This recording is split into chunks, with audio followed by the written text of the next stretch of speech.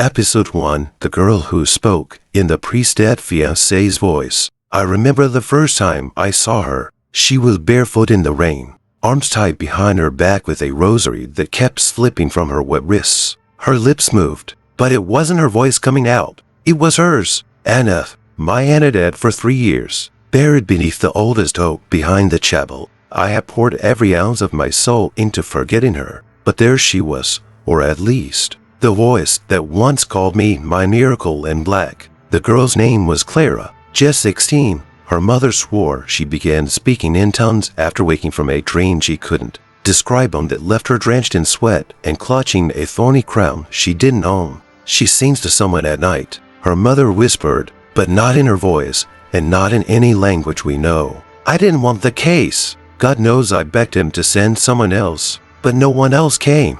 And deep down, I knew why. The first time Clara looked at me, she blinked twice, just like Anna used to when teasing me. Then, without warning, she said, "You never buried the letter, Elias. It's still in your left drawer, beneath your sermons, the one I never had the courage to send." My heart stopped. That letter was never spoken of, not even to the bishop, not even in my confessions. And when I went home that night, I opened that drawer. It was there, still folded, still stained with the wine Anna spilled the night she wrote it. A single line underlined twice.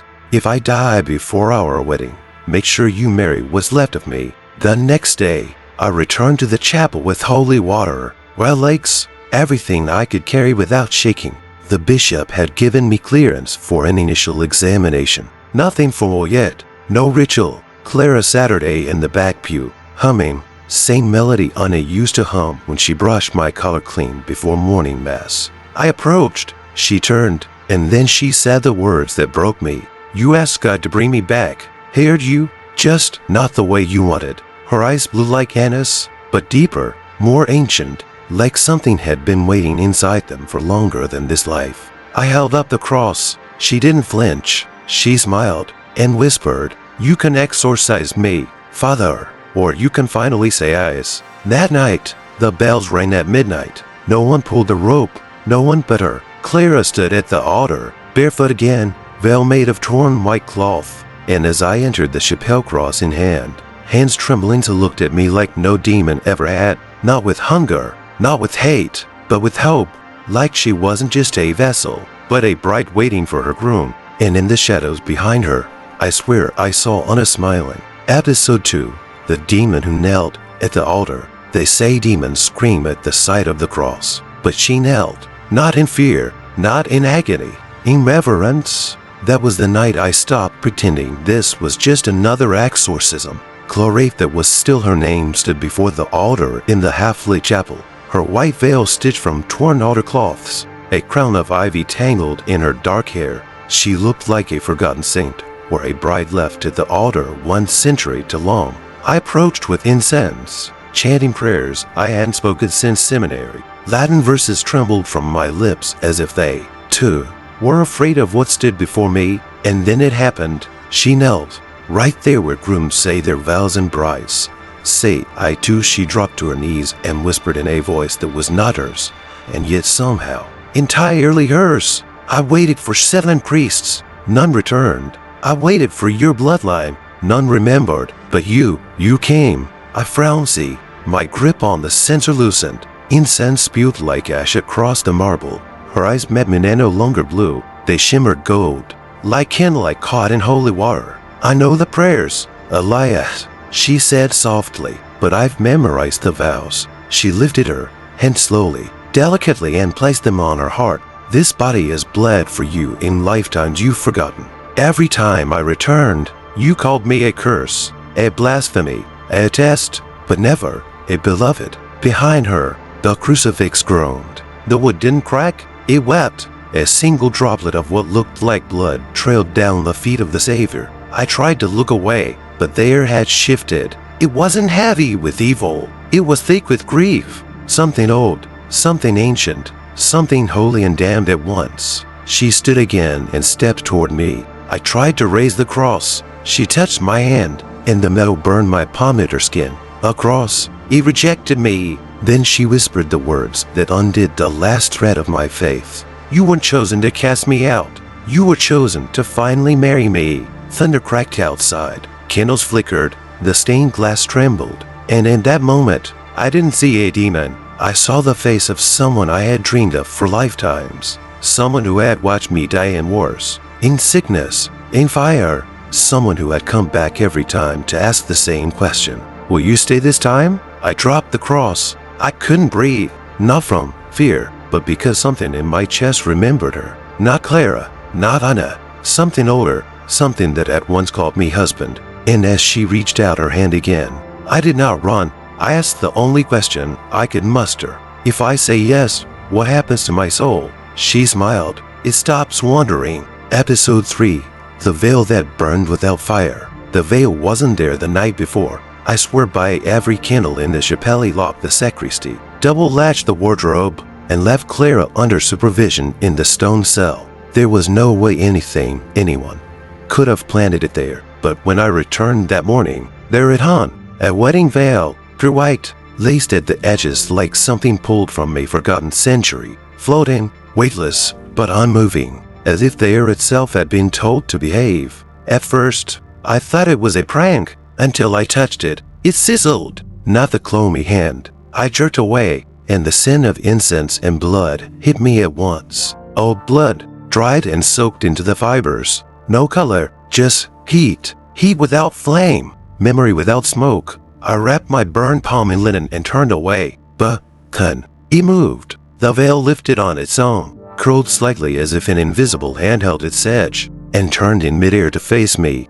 Not wave, not flutter, face me. I dropped to my knees, not to pray but because my body refused to stay standing. And then, behind me, Clara spoke. You found it, she said. I turned. She stood at the entrance of the chapel, barefoot again, skin pale like wax, eyes calm as if she had just woken from a dream she didn't want to end. That veil was mine once, she whispered, before the fire took my face. Before you called off the wedding. What fire? I asked, my voice cracking like old floorboards. She stepped closer, the veil lowered gently, hovering an inch above the marble. Oh, when I lit, she said, and then she smiled, saddest smile I've ever seen. You chose the church. I chose the flame, but I told God, if I returned and wore the veil again, and you touched it without fear, we would be allowed one more try. I stood slowly, every part of me shaking. That veil burned me.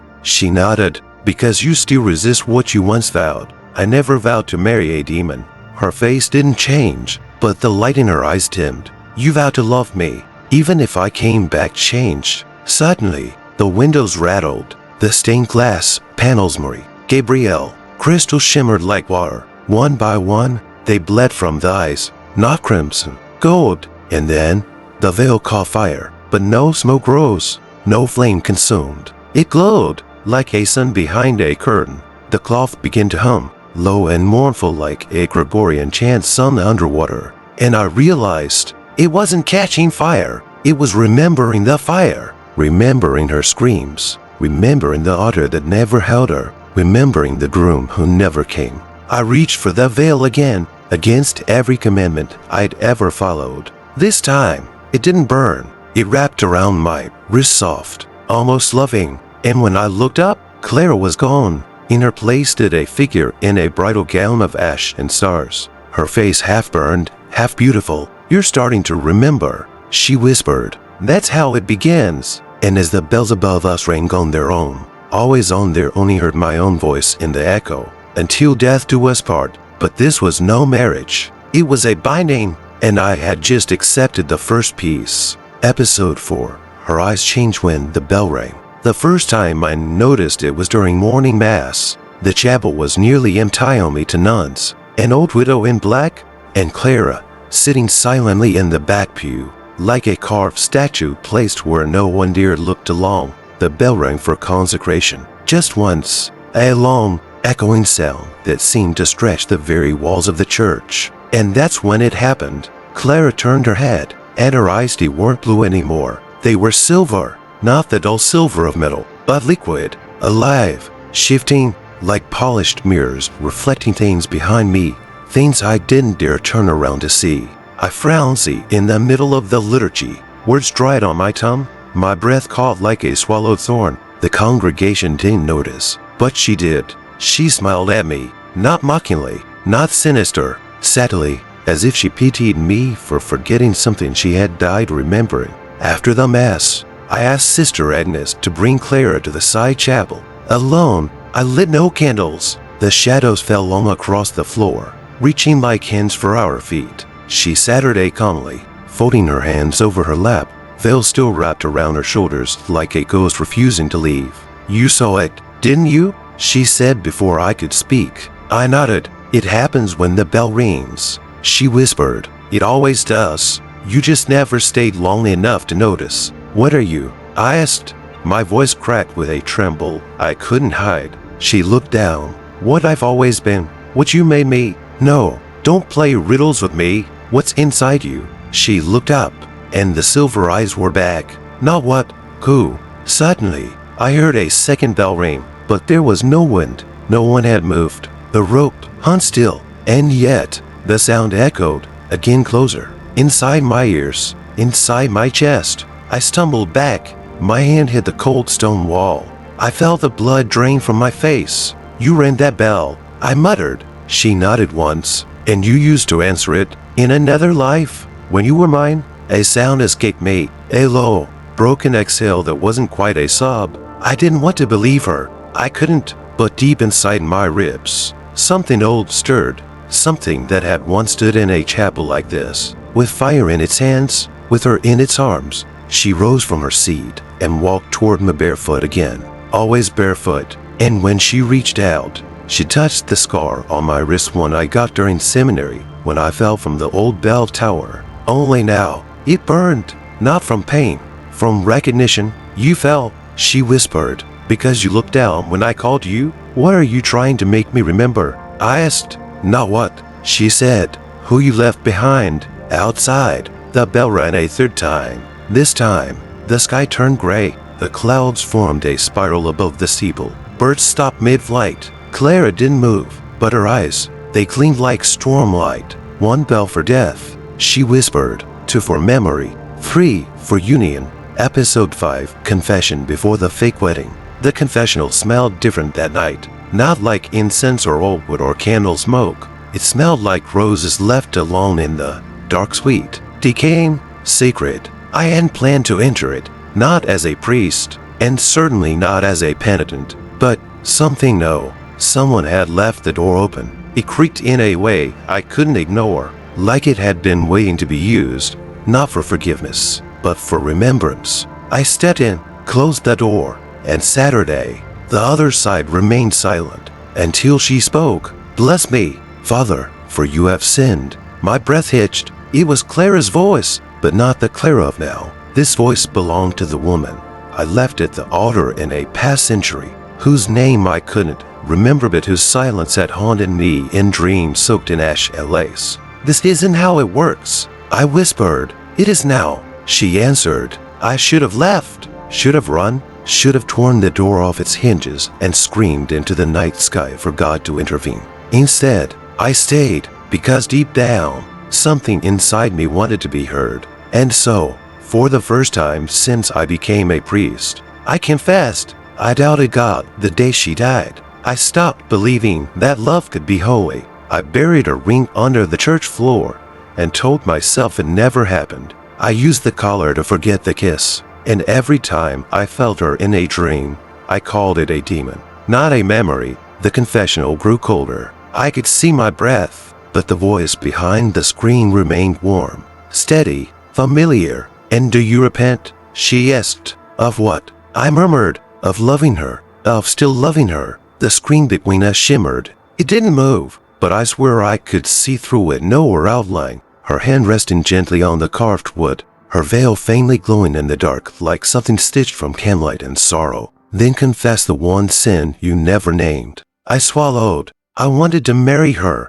I whispered, more than I wanted heaven. The room fell silent. Even the church might stop moving. And then, the door behind me unlocked on its own. I turned. No one stood there, just a folded note, placed gently on the floor. I picked it up with shaking hands. Inside, A single line written in handwriting I hadn't seen in lifetimes. Wear the cassock, bring the veil. We exchanged vows at midnight. There was no name, no signature, just an old red wax seal pressed into the bottom shaped like a wreath of thorns, wrapped around a heart. I looked back at the screen. She was gone, but I heard her voice in the air, soft as dust. One more ceremony, even if it's fake, even if you lie when you say you do. Just stand with me once, and heaven will remember what it tried to erase. The candles in the nave flickered on without fire. The bells began to toll again, and Father Elias walked out of the confessional, not absolved, but bound.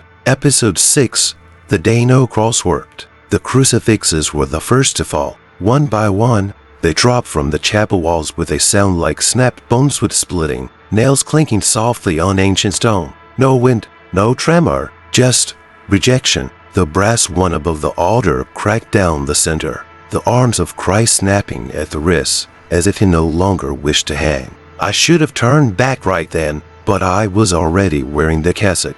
The note was still folded in my pocket, and the clock had begun its cruel descent to midnight. Clara was waiting. The chapel, usually so warm with candlelight, had grown, not cold but hollow, a stillness that didn't belong to this world. I lit the last row of candles. They flickered, then dimmed. Somewhere in the rafters, something moved, but I couldn't look up, because when I did, the statues turned. Yes, turned. The Virgin Mary, once gazing down in serenity, now stared directly at me. Her eyes weren't angry but sorrowful, deep, wet, and behind her, the statue of Saint Michael had dropped his sword. Only one thing still stood, the veil. It floated just above the pew where Clara first knelt, still untouched by time, still warm to the air, as if it remembered a bride who had never been walked down the aisle. I gripped the last remaining cross, small, silver, worn by years of trembling fingers in confession. I held it to my chest like a weapon, and it burned me, not the heat of fire, but rejection, like I was holding something that no longer claimed me. Why now? I whispered. Why tonight? The bell rang once, midnight, and Clara entered. She was barefoot, always barefoot, wearing a white dress stitched with crimson thread that shimmered when she moved as if it were breathing. But it wasn't her body that stunned me. It was her presence. She didn't carry a demon. She didn't radiate evil. She carried memory. She radiated grief. The kind heaven doesn't forgive. The kind hell doesn't punish. They won't protect you tonight, she said softly, nodding to the altar, to the shattered crosses. They loved me once, before they erased my name. I tried to raise the cross between us. It fell from my hand, shattered. She stepped closer. You call this a fake wedding, a ceremony to bind the curse and end this haunting. I nodded, but Elias, it's only fake if your heart lies. The candles flared suddenly. Flames rose black, not orange. Black, and they sang, not voices, not words, but vibrations in my bones. The pews bent inward. The stained glass melted. The church groaned like a dying animal. Say the vow, she whispered. I tried to speak, but my tongue felt nailed to my teeth. Say it, Elias. I looked into her eyes, silver again, endless, shimmering with a love that outlived death, scripture, and even sin. And then I said it, with this veil, I bind what once was broken. A silence swept the chapel. Everything paused, even time. Clara smiled, and for a second, just 1 second, every cross in the chapel lifted itself back onto the walls. Hung straight, oh, but only for a second. Then the wind returned, and the bells began to toll for a wedding heaven never sanctioned. Episode 7, the ghost who sewed her own wedding dress. I found the dress the morning after, not in a closet, not hanging on a rack. It was laid across the altar, folded like an offering. Why, pure, but not innocent. The fabric shimmered with something too delicate to name, something that looked like lace from afar, but up close was stitched with threads of hair, human hair. At first, I thought it was a cruel trick, that someone had left it there to push me further into doubt. But then I saw the embroidery on the inner lining, small, hidden, woven in red, made for the vows he will not remember, sewn by the bride who was never named. I stepped back, nearly knocking over a chalice. Because the writing was in Anna's handwriting, I knew it as surely as I knew the sound of her voice. whispering my name in old dreams. But it couldn't be hers. Anna never knew how to sew, and yet this dress existed. With that handwriting, with that hair. It was then that the chapel door creaked open.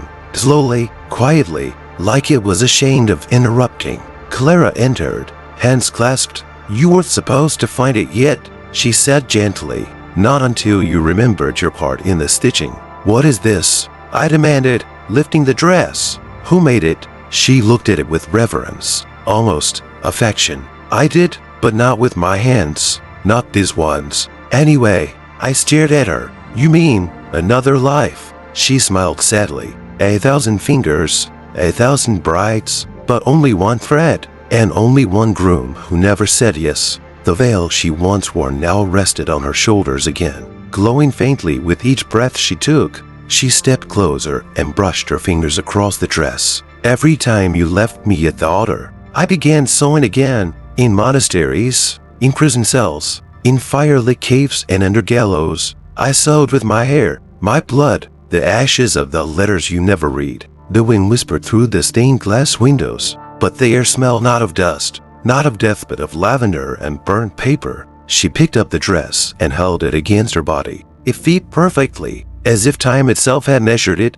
"It's always unfinished," she murmured, "because it only completes when you say the vow." "What vow?" I asked, heart racing. She looked at Manna with the eyes of a demon or a cursed soul, but with the gaze of someone who waited 2 centuries of silence for a single answer. "The vow to stay, even if heaven never forgives you." Suddenly, the candle behind her burst into flame blue and violet, and the shadows twisted around us like dancers. The dress began to move. It stitched itself. The seams came together. The sleeves rose. The train extended, and at the chest, a small, circular patch formed a hole shaped perfectly for a heart that had once stopped beating at the altar. Clara didn't flinch. "Do you know what that hole is for?" she whispered. I shook my head. "It's where my soul escaped. The first time you left me, when I waited, and you never came." The dress stopped moving. It was done, complete, whole, except for the hole at the chest. "I need you," she said, voice trembling now, "to put it back." "Put what back?" She leaned in, eyes glistening like silver tears. "Your love, or your guilt, either will do." They both burned the same. Episode 8. The Kiss That Frowns in the Air. No one teaches a priest how to kiss a ghost. We are taught how to exorcise, how to bless, how to kneel, but no scripture prepares you for the moment when you stand inches from a woman who's not fully alive, and yet more real than anyone you've ever touched. She wore the dress, the one sewn with her own grief. It clung to her body like memory, moving not with the wind but with something deeper. Faith, or vengeance, or something that had waited centuries to be felt again. We were alone in the sacristy. Midnight again. It was always midnight when she came to me fully. The church didn't creak. The bells didn't toll. Even the shadows seemed to hold their breath. She reached out, slowly, fingers trembling, not from fear but from hope, from the ache of too many lifetimes undone by hesitation. "Do you remember the garden?" she asked. I blinked. Suddenly, I did. Not clearly, not fully, but enough. A garden, a stone bench, her laughter echoing like music through a place where no one was watching. "You kissed me," she whispered, "back when you still believed in forever." I stepped closer, my cassock heavy, my heart heavier. "That wasn't me," I said. "That was someone I used to be." "No," she answered, "it's still you, just buried beneath rules and robes." And then she did the unthinkable. She leaned in, not fast, not demanding, but like a prayer. And before I could stop it, before heaven could scream or hell could applaud, he kissed her. And the moment our lips touched, the air frowncy. I don't mean cold, I mean everything stopped. The candle flames frowncy in place, blue and silent. Dust hovered in midair like snow in a pulse storm. The breath in my lungs halted, suspended like the final note of a hymn no one dares finish. And my entire body remembered her. Not Clara, not the demon, but her, the woman I had loved long, before I was ever ordained, before I ever picked up a crucifix, before I ever promised to forget. And I heard her voice in it aloud. But inside me, this kiss is not temptation. This is the echo of a vow you never completed. When I pulled back, My lips were cold, not numb. Frowning, Clara's skin glowed faintly, her breath visible, her lashes covered in something like frost. "You kissed me before the altar in a garden once," she said. "The church never knew, but the angels did. That's why they tore you from me. You're not a demon," I whispered. She looked away. "No," she said, "but I am what heaven abandoned." I touched her cheek. "And what about hell?" She looked up, her eyes no longer silver, but gold, alive. "Hell," she whispered, "wanted to marry me first, but I waited for you." The bells finally rang, not for death, not for mass, but for something older, something sacred, something forbidden. The kiss had awakened it, and now, something ancient stirred beneath the church floor. Not a ghost, not a curse, but a ceremony that had been paused for centuries. And I had just pressed play. Episode 9.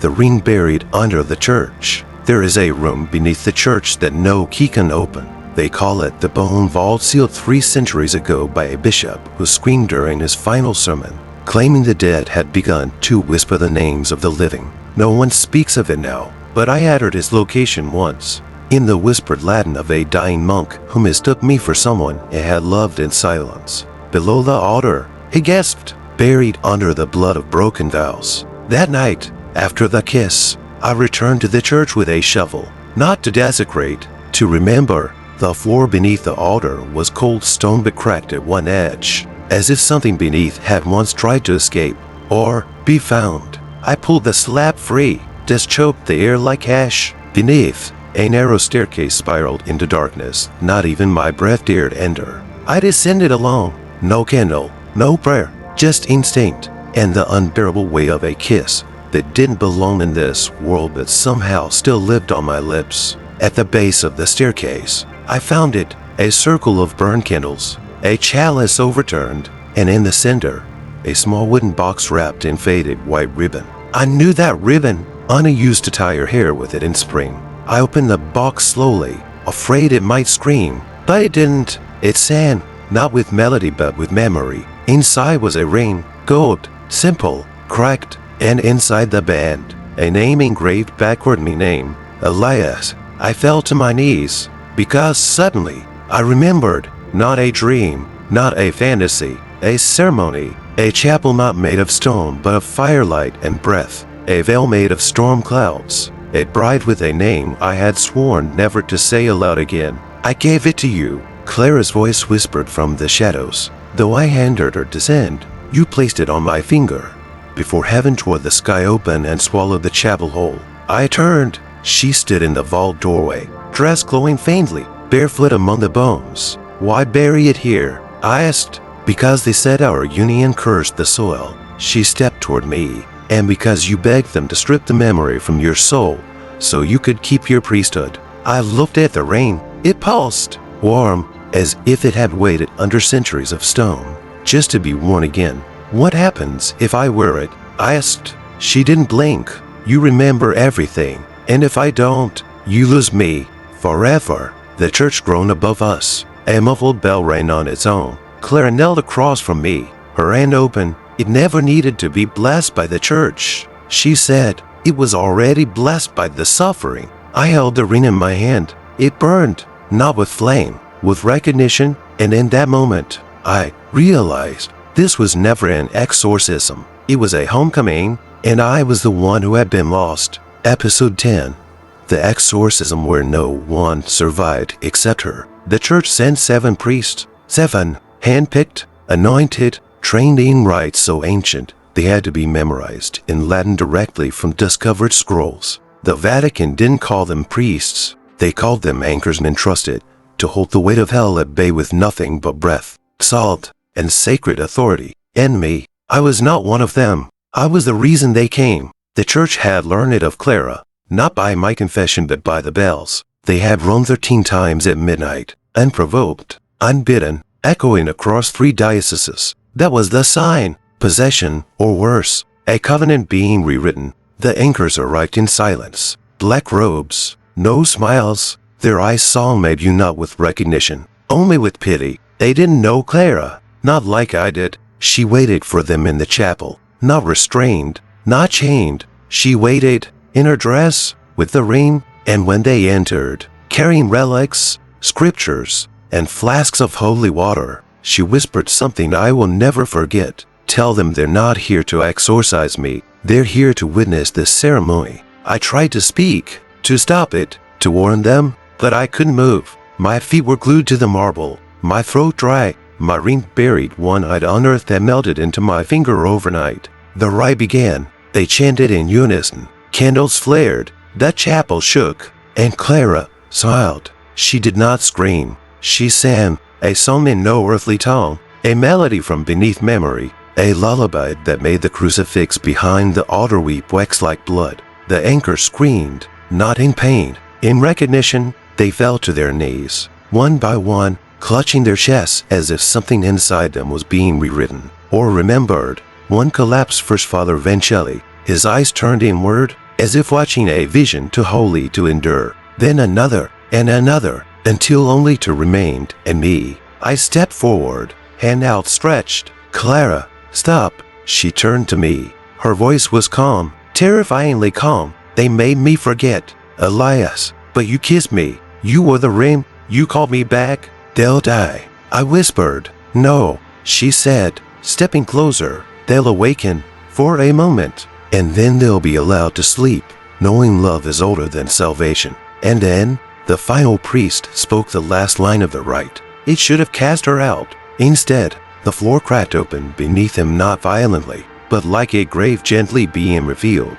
He was gone before he hit the ground. Only I remained, and Clara. The silence afterward was unbearable. She approached me slowly, barefoot again, veil trailing behind like smoke. Only one vow left, she said, reaching for my hand. I looked around. 6 bodies, no blood, just peace, as if they had seen something so beautiful it broke them. I looked at Clara, and I almost said yes, but then everything went black, and when I woke up, I wasn't in the chapel anymore. I was buried, alive, in silence, with the ring still on my finger, and a faint voice above the soil, whispering, one more vow, Elias, and we begin again. Episode 11, The Marriage Certificate in Blood. I woke up buried, not under their tender pages, hundreds of them, yellowed, brittle, whispering against my skin like dry lips, repeating a forgotten prayer. I clawed upward,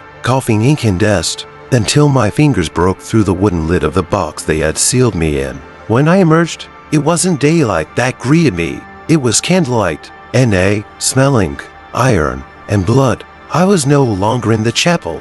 I was in the archive vault beneath the monastery, where cursed documents were locked and left to rot. I stumbled forward, barefoot, bloodied, dazed. My cassock was gone. The ring still burned against my skin. That's when I saw it, laid out on a stone table, under glass and iron binding a parchment, but not any parchment, a marriage certificate, written in red, signed by a hand I recognized as my own, and beside it, another signature, slender, slanted, elegant, Clara, but the date was what shattered me, not yesterday, not centuries ago, today, midnight, and under the place where a priest's name should have been blessing the union was a dark smudge of blood, in the shape of a cross turned upside down. I stepped closer. At the bottom, written in small, trembling letters, were the words, for what God divided, pain has rejoined. For what heaven forbade, love has rewritten. He is mine, I am his. This page is now scripture. And beneath that, a blank line, waiting for a signature. Mine. I reached out, trembling. The parchment pulsed beneath the glass. Then I heard her voice, not behind me, inside me. You kissed me. You wore the ring. You found the dress. You dug up the vow. Why stop now? This isn't marriage. I said aloud, breath shaking. This is binding. Ritual. A trap. Her, laughter soft, sorrowful echoed off the stone walls. All marriages are traps. Elias, only this one is honest. Suddenly, blood dripped from my palm, not from a wound. From the ring, it was bleeding. The gold cracked, announcing crimson onto the page through the glass, and the parchment absorbed it like it had been waiting. My name began to write itself, letter by letter, in my hand, in my blood. I tried to pull away, but I couldn't move, not because of a curse, because of memory, because somewhere, in some forgotten chapel being time, I had said yes, and heaven had punished me for it. I collapsed to my knees. Why me? I whispered. Why bring me back? She answered softly. Because I never stopped writing the ending. A gust of wind blew through the crypt. Candles flared. The blood dried, and the certificate was whole, stamped with a seal made of bone and Mike's mark of a union that not even death dared annul. And in the silence, I knew the next time I said I do, it would not be to sanctify anything. It would be to surrender. Episode 12. The priest who had to say I do to save heaven. The sky cracked open at dawn, not with thunder, with weeping. Every bell in the region rang at once. No one pulled the ropes. No one dared speak. Some believed the apocalypse had begun. Others thought it was a sign of a new prophet. But I knew the truth. It was a wedding march, and I was late. I ran toward the chapel barefoot, dressed in torn linen, heart pounding like a relic that I remembered it once held life. The ring burned against my finger. The marriage certificate, now sealed in blood, pulsed from beneath my robe like a second heartbeat. The doors of the chapel opened before I touched them,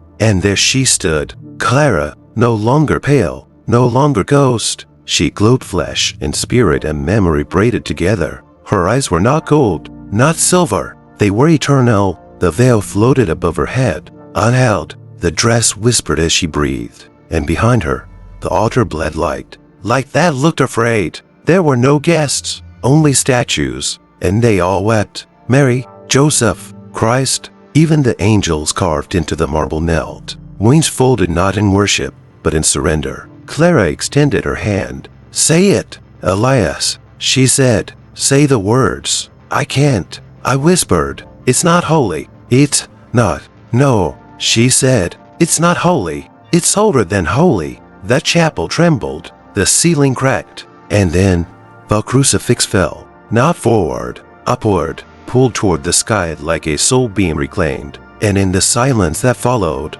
I heard a voice I had heard since seminary. His voice. If you say yes, the veil between heaven and earth will seal again. I dropped to my knees. Why would you allow this? I whispered. No thunder answered, only a breath through the shattered glass. Because love that survives death is a covenant even I cannot unwrite. Tears blurred my vision. I looked at Clara. She was crying too, but not with hope, with release. This isn't about us anymore, she whispered. It never was. We were just the vow heaven tried to silence. She held out her hand one last time. Elias, please. I stood. The marble groaned beneath my feet. The stained glass flickered between stains and shadows. The candles lit themselves. I took her hand, and, I said it, I do. The moment the words left my lips, the air shattered like glass. A wave of warmth surged through the church, and above us, the sky didn't split. It knelt. The sun pulsed once. The bells all stopped, and in that stillness, I kissed her, not to possess, not to bind, but to finally release her. Her body turned to light in my arms. Not fire, not smoke, light. And in my hand, the ring vanished, replaced by a single feather, half burned, half golden. The marriage had been accepted. The curse lifted, but she was gone, and I was left, not damned, but remembered. Episode 13, Final Epilogue. The feather that never fell. They buried the chapel a year later, not because of fire, not because of scandal, but because no one remembered it ever being built. Even the Vatican archives listed no record of a chapel named Santa La Rosa. The town priest said the hill had always been empty. But I remember, and so does the feather. I keep it locked inside the cross-eye, where the same one that once burned my skin when I tried to exorcise her. Mao, it's cool, silent, until the feather stirs, because it does stir. Not every day, not when I pray, only when she is near. 3 months ago, it pulsed for the first time since the vow. I thought I imagined it, a trick of memory, but the next morning, there was a letter on my doorstep. No return address, no stamp, just a single sentence, written in elegant, slanted handwriting. The veil has chosen again. Inside was a name, a hospital, a room number, and a girl, 17. She'd been in a coma for 3 days. found collapsed in a field of lilies during a thunderstorm that never touched the town. Doctors couldn't explain it.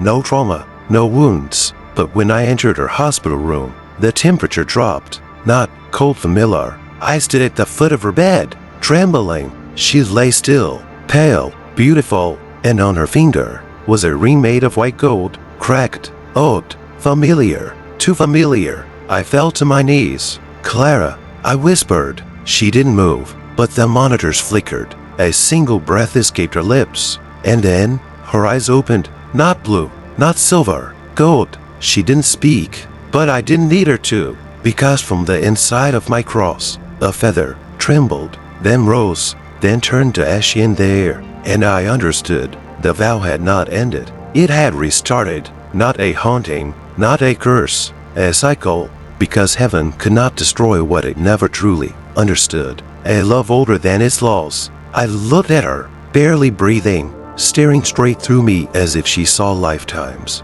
And in the silence of that hospital room, she blinked twice, just like Anna once did, just like Clara did. And then, she mouthed 3 words, not with voice, with soul. Don't leave again. The machine spiked. The lights flickered, and I reached for her hand and smiled. I won't.